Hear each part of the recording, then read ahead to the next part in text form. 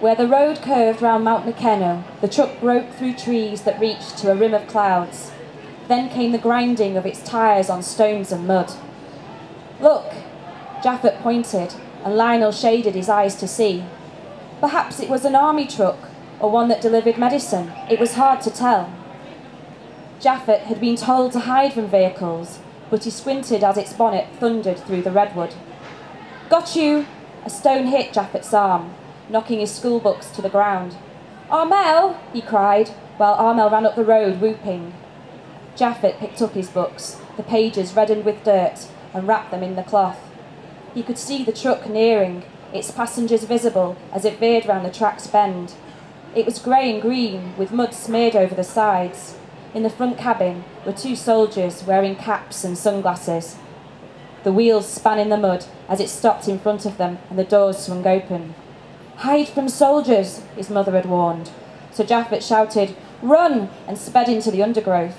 He could feel the leaves falling behind him, but hands caught his shoulder and wrist. He was slung onto a shoulder, his fist hitting a man's back, carried to the road and thrust into the rear of the truck. Lionel and Armel landed beside him. The doors closed and the boys screamed into the blackness.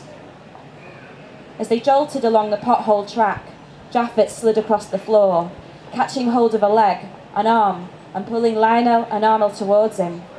They huddled together. The air was hot and hard to breathe, so their crying quietened to gasps and sniffs. It was night time when they came to a stop and the doors were opened. Japhet struggled to sit up. They were in a clearing dotted with tents, men and boys sitting around fires, and behind them two more trucks. "Welcome to the camp," the soldier said, reaching towards him. In the morning, Japhet and his friends lay in the tent, trying not to move.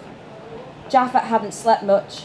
He'd curled into Armel's back, picturing his mother standing on the road, calling, "Japhet, Japhet," and his little brothers having to do all his chores. But boys did chores here too.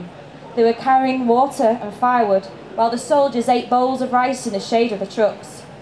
Perhaps the soldiers would forget about Japhet and his friends, and they could sneak into the undergrowth and run home.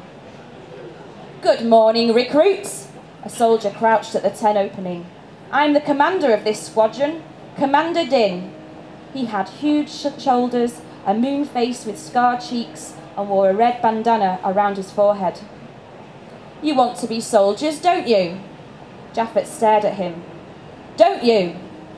"Oui," said Japhet. "No French, only Swahili." Japhet nodded and the others did too. "Good, let's get started." The way Japhet would remember it years later, his schooling as a soldier began that first morning. He remembered them following Commander Din to the middle of the camp where a group of boys were standing next to a line of rifles. The other soldiers sat in front of their tents, watching and drinking from canisters. "This is the most beautiful thing you will ever own." Commander Din held a rifle in the air and then slipped it into the crook of his arm, positioning it and pointing at the boys. "You must love it, worship it, sleep with it, eat with it."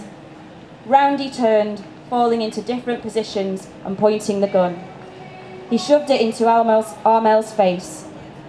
Armel closed his eyes, his shoulders shaking. "It is both your best friend and your enemy. Now, kneel down in front of the guns." Japhet and the boys looked at each other. "I said kneel down!" They knelt down and stared at the row of guns on the ground, each pointing towards them. "Now bow down." They bowed down, and Japhet kept his face away from the ants crawling out of a hole in the earth. "One of those rifles will be yours, if you show yourselves worthy. Now look at them. See how they shine in the sun? They shine because they are glorious." Commander Din paused. Japhet thought the rifles looked battered and old, not shiny at all. "Stand up, recruits. I'm going to show you how to use them." He handed a rifle to each boy. "Support it with your left arm, put it into your shoulder, and hold your right elbow out like this." Japhet held his with both hands, as if he might drop and break it, but it was lighter and easier to hold than he'd imagined. He fitted it into his shoulder and lowered his face to the warm metal, poking out his right elbow. "Everyone, put the gun in your shoulder," Commander Din was saying. "Good. Face to the side of the target, turn at the hips, and Huitua." Jaffet pulled the trigger. Huitua. He lit the metal. It tasted of solid blood. The next day, another soldier called Lieutenant Leopold was their trainer. He was a tall, thin man with a narrow face and huge eyes like a beetle, and used a whistle, which he blew into their ears. Lieutenant Leopold taught them how to pretend fire in short bursts towards the lower part of the target. They pretended to shoot from waist height when kneeling and when prone. They learned how to strafe, short burst, run to the right, pause, short burst, to the left, always varying direction. Jaffet and the boys zigzagged across the clearing, firing and going into kneeling position. Finally, they were given live ammunition and practiced sliding the magazine in and out of the rifle. Tilt the gun to the left, pull out the old magazine, slide in the new one, pull the lever, back to position and aim. By the end, Jaffet and the boys flopped onto the ground, panting in the sun. But there was more. The targets, sacks with melons for heads, were lined up, and one by one they fired their first shots. Their shoulders were knocked back, some boys landing on the ground. Jaffet managed to keep his balance and laughed as Armel was sent flying. Later that night, or it might have been another night, Commander Din and Lieutenant Leopold gathered the boys around the fire, ordering them to sit on the ground. "Place your guns before you," Commander Din said. "I'm going to tell you a story." He kneeled down and whispered, so the boys had to strain to listen. "I'm going to tell you about the first soldier." He paused and then said, "Now, not many years ago, and not far from here, our people were slaughtered. Their bodies filled the rivers, till there was no room for the fish, and the river was a mass of bodies. The river flowed and wound its way till there was no water left, only blood and bloated bodies. And then one day, the first soldier came to the river, looking for something to drink. The first soldier saw the blood and bodies and immediately tried to save them. But he couldn't, because all he had was a raft, and the raft upturned. The bodies sailed on down the river, and the first soldier had to hold on to the edge of his raft.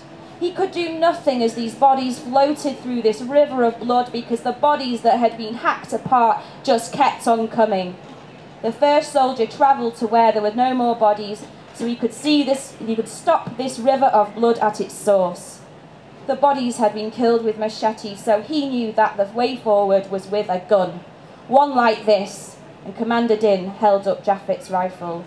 One like this, to stop the river of blood. But the first soldier couldn't do it on his own. He needed lots of soldiers. Soldiers like you, with guns like this, to stop the river of blood. He stood up saying, "Now, take off your t-shirts and clean your guns." As the boys wiped their t-shirts up and down the muzzles, rubbing as hard they could, Commander Din asked, "Do you want to know who the first soldier is?" Jaffet and the boys stared up at him. He paused, knelt down and whispered, "The first soldier is the general." Thank you.